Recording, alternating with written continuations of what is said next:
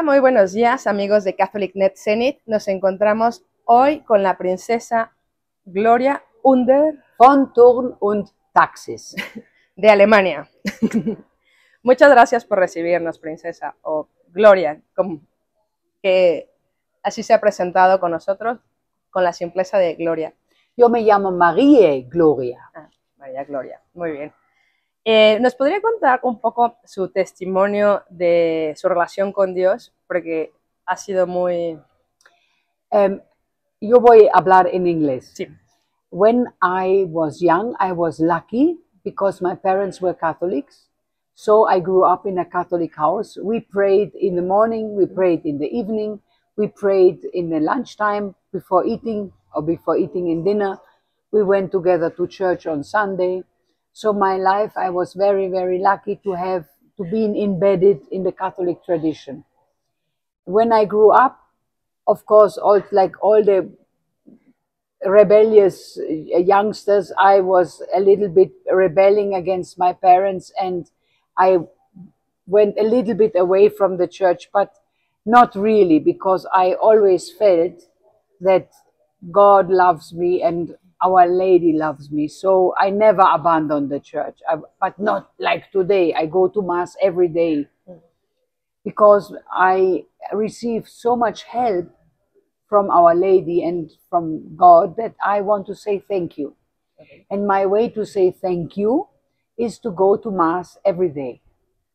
Muy bien. Y princesa Gloria, también me he enterado que haces mucha labor de beneficencia, ¿no? Hacia los pobres, hacia la iglesia. ¿Qué es lo que haces? Okay, our main charity in our Thurn und Taxis castle in Bavaria, Regensburg in Germany, we have a soup kitchen for poor people. Okay. And the poor people come every day, 250 to 300 people every day get lunch, a starter, a main course, and a dessert. Wow. And the poor people eat in the most beautiful room of the palace, which is because our castle was in old times a Benedictine monastery. Okay. And after Napoleon has expropriated the church, they also expropriated us from our business, which was the postal service. And the Bavarian king then gave us the empty belongings from the Benedictines as a remuneration for the business of the postal service. That's how we came to Regensburg, and that's why we live in a monastery. And the poor people get to eat in the monastery refectorium. It's the most beautiful, it's a beautiful Baroque room, early Baroque, with beautiful frescoes. But some poor people want to take the food and go home. But some people want to eat there. So I am in contact every day with the poorest people. Oiga, y entonces usted sigue viviendo dentro del castillo. Alguna vez he estado en Alemania o en Viena y he conocido a algunas princesas, pero que no tenían castillo, porque ya en Alemania no se usaba tanto lo de la nobleza. Entonces, usted sí vive en un castillo y comparte su castillo, que era un monasterio, también para los pobres, todos los días. Oh, qué bien. ¿Y alguna otra cosa más que haga de...? Naturalmente, my personal, because the soup kitchen is from the family, Thurn und Taxis family, my personal engagement is for pro-life, from the beginning to the end. Okay. So we are fighting against abortion. And we are fighting against euthanasia, because as more and more old people, the society have more and more old people, because every child was aborted. Millions of children have been aborted. So we have a society with a very bad demography. The demography is like a pyramid on the other side, like this. Downstairs are the young and up are the old people. So we have too many old people for too little young people. That's why in Europe they're starting to do euthanasia. So if you have somebody old in Holland or in Belgium and they are in the hospital, chances are they get the injection. Sí, de hecho Bélgica es de los países donde hay mayor eutanasia. Yeah. Y entonces, su organización, ¿cómo es que lucha por la vida?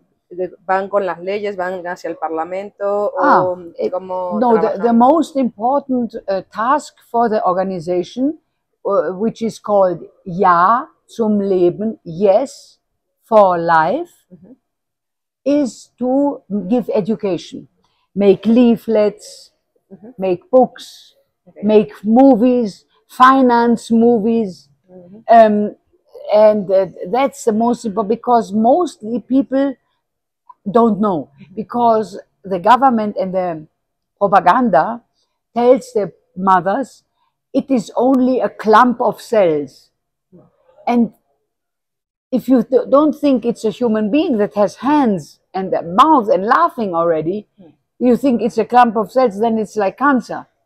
If it's like cancer, you can kill. Claro. But if you say, no, look, there's a picture. That is how your baby looks after 4 weeks. It has hands, it has feet. Then, oh, okay. But with the government, no, the government is against, they want abortion. Because they want to bring the numbers down of the humanity. Sí.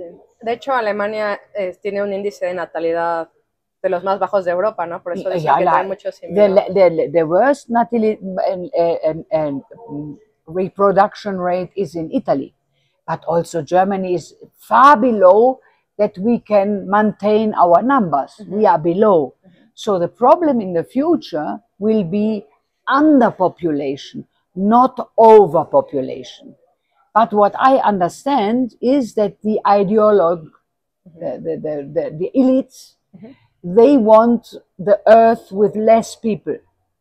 I don't understand, because the American economical market was always grow the business. The more you grow, the more you sell to your customers. Claro. So we are killing our customers. That's why I don't understand. It's a contradictory strategy, because all the economy is built on consume and growth. But when the economy is built on consume and growth, why are we killing our customers? Sí, es muy raro. It's very, very strange. So I think this is not very well, the strategy is not good. Sí, no, tienes toda la razón, más como lo explicas con el índice de consumismo.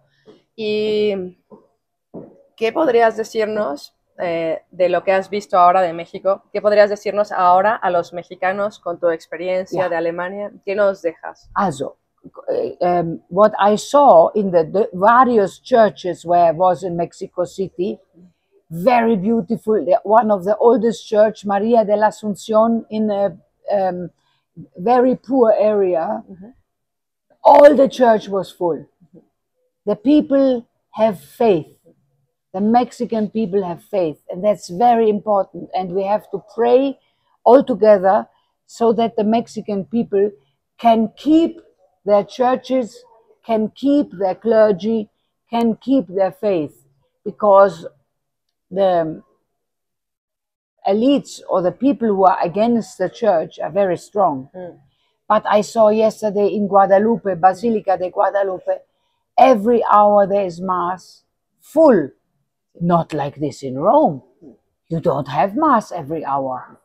The people only go to the San Pietro Basilica as tourists. But here in Guadalupe, they don't go as tourists, they go to pray. Yes, yes. And that's a very big difference. So Mexico is up. Muchísimas gracias, Gloria, por esta entrevista. ¿Algo más que te gustaría decirnos? Ya. Yo gustaría decir a los espectadores mexicanos, muchísimas gracias, que ustedes son con la fe y que ustedes saben rogar y que ustedes tienen la Virgen de Guadalupe, que yo amo mucho. Entonces, un grande beso a ustedes. Gracias.